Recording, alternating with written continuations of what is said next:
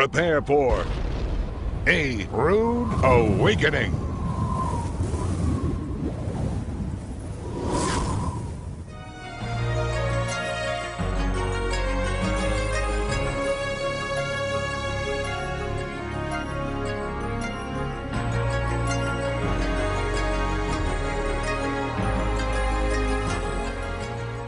The modern Jewish calendar is based on the mathematical calculations of Rabbi Hillel II in the 4th century.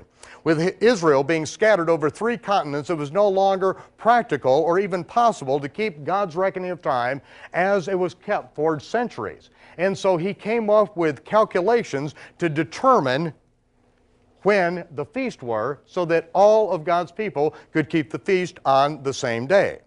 Now, after 1,700 years, that is when we see, 1,700 years later, that his calculations were not accurate enough to keep the calendar on track. And that's why the Jewish calendar, if we celebrate the feast according to the Jewish calendar, we're celebrating the feast over 60% of the time on the wrong day, just because the calendar has gotten out of sync with God's original reckoning. Now that we're back in the land of Israel, there's no reason why not to go back to the original reckoning of time. And to do that, first of all, we need to understand, as in Genesis 1:4, when did days begin according to God's reckoning of time? Sundown. Sundown is when the day begins. What time is sundown? When the sun goes down. Thank you very much. Now, when do weeks begin? First of all, we have to determine when the Sabbath is, and in our culture, it would be from Friday sundown to Saturday sundown. That is the Sabbath. At the end of the Sabbath, when the sun goes down, that's the first day of the week. And that's when, it's real simple when you read in the Acts of the Jewish Apostles how that the disciples got together early on the first day of the week to break bread together. And as Paul began teaching, he taught late into the night until midnight, and a young man fell out of the window and killed himself. Not because his teaching was so bad, he just fell asleep. But yet, when they went out there and ministered to him, raised him from the dead, then everyone was so pumped up then, nobody is going to go to sleep tonight. So they stayed up all night, and when the sun came up, then Shaul took off on his next journey. Everyone else went to work. See, in our culture, when we think early the first day of the week, the first thing comes into our mind is they had to get up on Sunday morning. Only in your Western Gentile mind, early the first day of the week, they got together to break bread. They're doing the same thing we still do today in the streets of Jerusalem. It's the third meal of Shabbat. After spending a whole day of studying the scriptures and resting, then we leave our homes, we go into a larger community of believers and sit around the table, and everyone brings food. And everyone has something to share. Everyone's got a hymn. Everyone's got a doctrine. Everyone's got a revelation. You wouldn't believe what the Lord showed me today. And it's just so exciting, so that we still do that to this very day in Israel. Among the Orthodox, among the Karaites, among the Messianic Jews, it's still done to this very day. And you know what? We drag the Sabbath out just as long as we possibly can. 2 o'clock in the morning, it's not uncommon to go till 2, 3 o'clock in the morning. Sometimes people say, do we have to keep the Sabbath? And it's like, wait, you don't understand. I mean, we drag it out as long as we can. I mean, God made it for us, and it's the one day of the week that He promised that when the sun goes down on Friday, we can tell the world to just keep their problems because they're going to have them at the end of the Sabbath. And we just take the whole day because He says if we keep it, He's going to make sure that we've got everything that we need in life. And it's true. I talked myself out of it for most of my life, but it's His provision. And we see that how weeks begin at the end of the Sabbath, when the sun goes down, that begins the week. Now, when do months begin? Months begin when the first sliver of the new moon appears. That is the beginning of the month. Now, of course, the moon waxes full mid-month, and then it wanes, and there is no moon. Then, when the first sliver of the new moon appears, this is what happened up until the destruction of Jerusalem. You have men in and around Jerusalem, when the moon is waned, now they're watching. Just as the sun is setting, they're watching the horizon for the first sliver of the new moon. When they have sighted the new moon, then men in and around Jerusalem will go up to the Temple Mount, and they will then call out to the temple guard, we have sighted the new moon. Temple guard comes down, sees that there are at least 2 witnesses. He goes up and gets a member of the Sanhedrin, the elders of Israel, And he comes down and he interviews those men, and when he has 2 verifiable sightings, then he goes up to the Temple Mount and assembles the elders in the Hall of Hewn Stones adjacent to the temple, and then alerts the Kohen Gadol, the high priest, and says, we have 2 men who have sighted the new moon.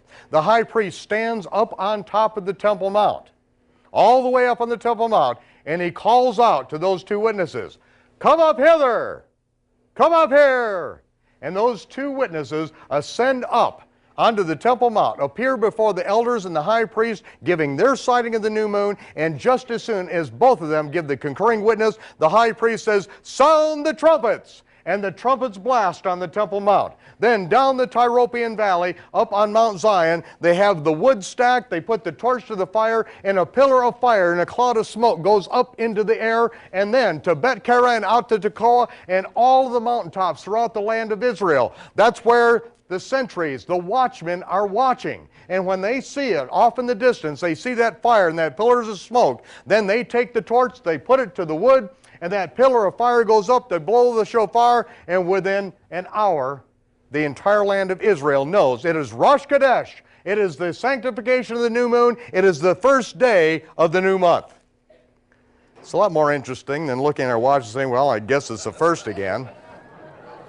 But see, these are the Moedim, the rehearsals that God has put in His culture of His people, the living oracles that show the picture of the coming Messiah and what He must fulfill. Now, when do years begin? Years begin in the spring of the year, just as the Scripture says. It is the month of the Abib. And here we have on the chart before you the month of the Abib, and it is generally the first new moon after the vernal equinox. However, that's not the way it's determined.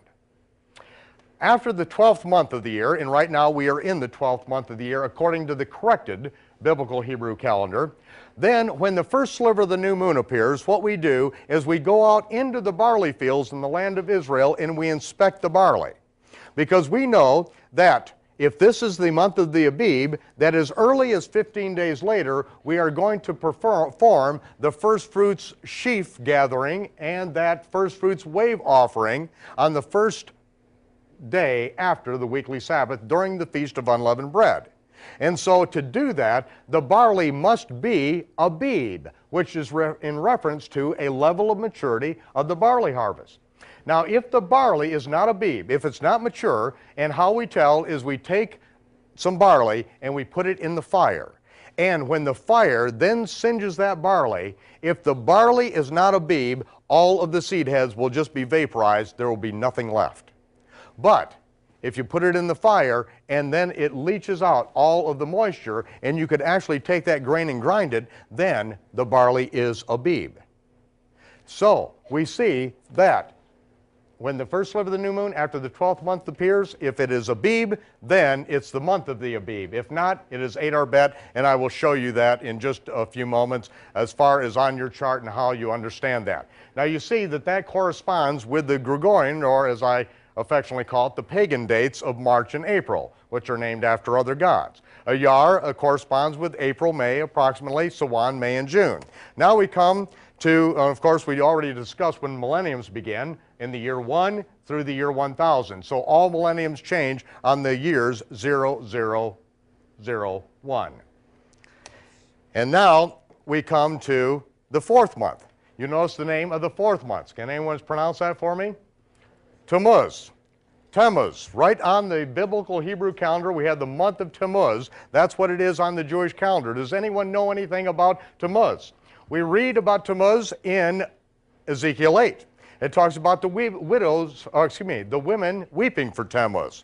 Now, what is this women weeping for Tammuz? What do we have going on here? We have to just step back a little bit and find out who Tammuz's mother was. Because his mother was married to Nimrod. Nimrod, the builder of the Tower of Babel, that's his fame. He died and he ascended up into heaven and became the sun, or the sun god. Now, many, many months later, after his death and then ascension, and he became the sun god, then his widow, Semiramis, became pregnant, and the story was she became pregnant by the rays of the sun, her husband, who ascended into heaven. Now, I don't know too many people who nowadays would believe that story. especially if your daughter tried to tell it to you. But this was the story, that she became pregnant with the rays of the sun. Now, she gave birth to Tammuz on December 25th. That is the birthday of the Babylonian sun god, December 25th. And I think it's important probably to point out, see, we went into captivity in Babylon. We were involved in the worship of Tammuz. We know his birthday was December 25th. We came out of Egypt. We know that the Egyptian sun god Ra was born on December 25th. The Romans hung us on the cross, which was the sign of the Roman sun god Mithra, who was born on December 25th. They sacrificed Jews to their sun god Mithra, born on December 25th. And Antiochus Epiphanes came into Jerusalem, slaughtered a pig on the altar in 168 BC, and set up a statue of Zeus, the Greek sun god, on December 25th, his birthday. Now there's one day I will guarantee you that Jesus of Nazareth was not born. It's December 25th. That's why if Western Gentile Christians attempt to try to witness to Jews and they have Jesus dressed up in a bunch of pagan sun god garments, then don't blame them if they don't believe it, because you've got them dressed up looking like a pagan sun god. They're not supposed to be worshiping pagan sun gods, and don't dress Jesus up like that. He was born on Tishri 15, and if you can't celebrate his birthday on the right date, then don't celebrate any pagan sun god's birthday. So it is that we have the month of Tammuz. Now, what happened is Semiramis died. But, as luck would have it, she was reincarnated on the first Sunday after the vernal equinox as Easter, the goddess of fertility, who came down out of heaven in this giant egg, landing in the Euphrates River, busting out and turning a bird into an egg-laying rabbit. Then Tammuz died, as luck would have it. Now you do use the word facetiously, because he died by being gored by a wild boar in his 40th year. And so, from then on, after his death, he was worshipped by setting aside one day of weeping for Tammuz for each year of his life. So the 40 days preceding the day when his mother was reborn as Easter, the goddess of fertility, they set aside the 40 days of weeping for Tammuz. Now I think it's called Lent. And then on Easter Sunday, then they kill the wild boar that killed Tammuz and eat ham on Easter Sunday. This is the sick sun god perversion that Israel got into, and God says it's an abomination. It's utterly detestable, repugnant, and putrid. The word abomination, one of the strongest words in the entire Hebrew language. And of course, we see that same thing has been adopted by the Christian Gentile church, and they think it's in worship of the true God. It is not. It is utterly detestable to the true God, and he said, do not learn the way of the heathen. Do not learn how they serve their gods. Do it and say you're doing it for me. It's an abomination. So those who would say, well, it doesn't mean that to me, well, it really doesn't matter what it means to you. We don't worship you. We worship the true God. And if he says it's an abomination, then it's an what? Abomination. Just pure and simple.